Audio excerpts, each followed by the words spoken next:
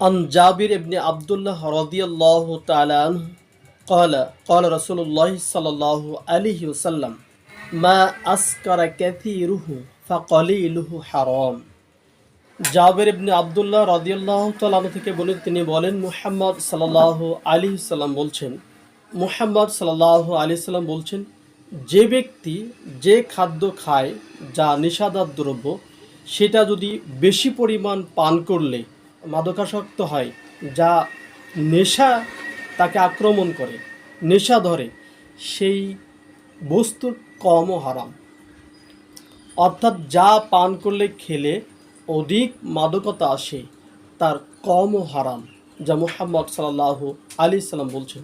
অতএব যে বা যারা বিভিন্ন রকমের মাদক সেবন করে, খায়, পান করে, সেগুলো যা অতিরিক্ত পান করলে, খাইলে যার মাদকতা আসে বেশি, সেই সকল বস্তু কম খাওয়াও হারাম, যা মুহাম্মদ সাল্লাল্লাহু আলাইহি সাল্লাম বলছেন। আসুন না আমরা এমন সমস্ত কর্ম থেকে, এমন সকল কাজ থেকে বিরত থাকি যা আল্লাহ সুবহানাহু ওয়া তাআলা এবং তার নবী মুহাম্মদ সাল্লাল্লাহু আলাইহি সাল্লাম হারাম করেছেন। অত্র হাদিস দ্বারা প্রমাণিত হয় যে খাদ্য খাইলে বেশি পরিমাণ মাদকতা আসে সেটাকে পরিহার করতে হবে, তার কম খাইলেও সেটা হারাম হবে।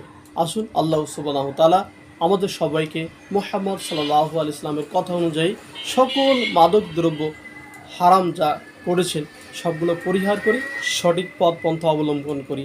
আল্লাহ সুবহানাহু ওয়া তাআলা আমাদের সবাইকে সে তৌফিক দান করুন। আল্লাহুম্মা আমিন।